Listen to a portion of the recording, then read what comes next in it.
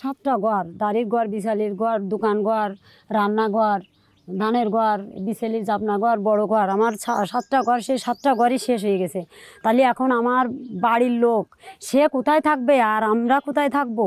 আমরা কি খাবো? এখন কোথায় ঘুমোবো? একটা ব্লাউজ পরে আমি এই 4-5টা দিন ঘুরতেছি। আমার এমন একটা মনে হচ্ছে যে এখন আমি আমার ছেলে মেয়ে নিয়ে কোথায় যাব। তারপরে এখন খাবো কি, থাকবো কোথায়? সব থেকে বড় সমস্যা আছে থাকার জায়গা। এখন আমাদের এই থাকার জায়গাটা একটু সংস্কার করে দিলে আমরা অন্তত বাড়ি মাথা গুঁজে থাকতে পারতাম। এখন এই যে বাড়ির যে পুরুষ মানুষগুলো, এদের যাতে বিনা কারণে বিনা অপরাধে যেন এরা দোষী সাব্যস্ত না হয়। যখন গোসাইকে মারছিল তখনই আমরা বাড়ি থেকে বেরোয় গেছি। আমরা তো কিছুই জানি না। সকালে বাড়ি এসে দেখি এই অবস্থা। 3টে গরু ছিল, সেই গরু বিল্লি পাওয়াইছি যে ঘাস খাচ্ছে সকালে এসে, শুধু পুড়াই দিয়েছে। কিন্তু গাড়ি একটা নিয়ে গেছে, মোটরসাইকেল, আর পুড়াই দিয়েছে। আমাকে 4 ছাড়া আর কিছু নেই। খাওয়া দাওয়া ওই মানসি আনতেছে তাই খাচ্ছি, তা খাতি ভাবতেছি না। আনতেছে সবাই, তা খাতি ভাবতেছি না।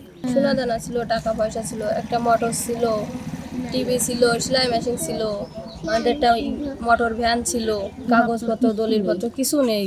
এখন গাড়ি নিয়ে ওই যে যার মতন ঝাড় বসে সেই বাসে, কে কোথায় যে বাসেছে, দিনের বেলা আসে একটু একটু আবার চলে যায়। রাত্রে তো এই জায়গায় থাকার মতন কোনো নিরাপত্তা নেই। ওরা আইছিল ওই তরিকুল এবং ওর মোটরসাইকেল আর কি চালাই নিয়ে আসি কি ওর সঙ্গে থাকে আর কি একটা লোক আইছিল। আসার পরে ওই তরিকুল মিষ্টি টিষ্টি নিয়ে আইছিল আর কি, ডিট করে যাচ্ছে, এই ঘেরের ডিট করে যাচ্ছে। ঘের তাকে পাওয়া যাচ্ছে? হ্যাঁ, ঘেরটা আগে ছিল কার? ঘেরটা আগে ছিল হচ্ছে চেকনবাবু নাম আর কি, ডাক নাম। আমি আসছি যে দেখি যে মানে অনাবর্ত আর কি মোটরসাইকেলের লোক আসতেছে। হ্যাঁ, অনাবর্ত মানে গাড়ির পরে গাড়ি। হ্যাঁ, তো আমি বললাম 1-150 গাড়ি ঢুকে গেল। তারপর দেখলাম পুলিশ গাড়ি আসলো, পুলিশ ভ্যান, তারপর একটা ফায়ার সার্ভিসের গাড়ি আসলো। তারপরে আমি আসতে দেখতে পারলাম কি যে মানে দুটো বাড়িতেই অলরেডি আগুন ধরে গেছে। আমরা শুনেছি গত 22 তারিখে যেখানে একটা ঘটনা ঘটেছে, অনাকাঙ্ক্ষিত ঘটনা। তিনি আমাদের প্রিয় ভাই, দীর্ঘদিন ফাঁসিবাদের বিরুদ্ধে আন্দোলন করেছেন, তরিকুল ইসলাম। এখানে তার ঘেরের ব্যবসা ছিল, সেই ব্যবসা কেন্দ্রিক এখানে একটা দুর্ঘটনা ঘটে। সেই ঘটনায় তিনি এখানে খুন হয়।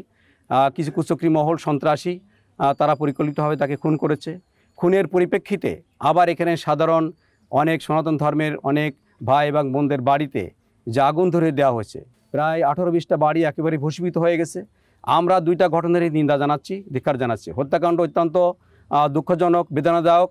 আবার পাশাপাশি যে সমস্ত বাড়িগুলো পুড়িয়ে দেওয়া হয়েছে, ভূষীভূত করে দেওয়া হয়েছে, সেটাও কিন্তু আমরা অত্যন্ত মর্মাহত এবং দুঃখিত, সেটারও কিন্তু আমরা নিন্দা জানাই। তবে কিছু কিছু মহল এই বিষয়টাকে সাম্প্রদায়িক হিসেবে চিহ্নিত করার চেষ্টা করছে। তো আমরা সরজমিনে পরিদর্শন করে আমরা যে বিষয়টা আমরা দেখতে পাচ্ছি যে এর সাথে সাম্প্রদায়িকতার কোনো সম্পর্ক নাই। এটা সম্পূর্ণ ব্যবসা বাণিজ্য কেন্দ্রিক একটি ঘটনা। তার পরিপ্রেক্ষিতে আরেকটি ঘটনা ঘটেছে। 5ই আগস্টের বিপ্লবের পরে পুলিশের যে অবস্থা হয়েছিল, বর্তমান অবস্থা তার থেকে অনেক ভালো।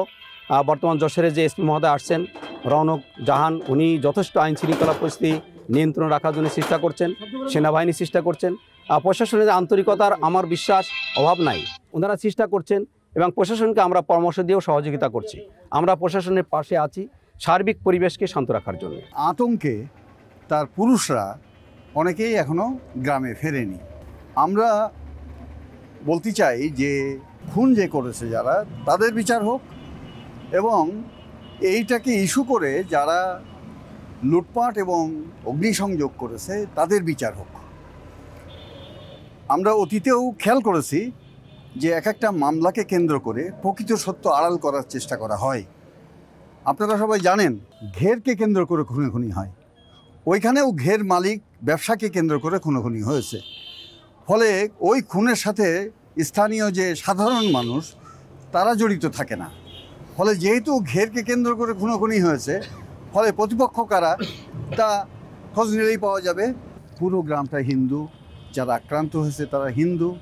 ফলে এটা সাম্প্রদায়িক কোনো ঘটনা না, কিন্তু এটা যে আক্রান্ত হয়েছে যাতে সাম্প্রদায়িক সম্প্রীতি বিনষ্টের কোনো কারণ না হয়, সেজন্যে পুলিশকে, সরকারকে হত্যাকারীর শনাক্ত করা এবং যারা লুটপাট অগ্নিসংযোগ করেছে তাদের বিচারের আওতায় আনা উচিত।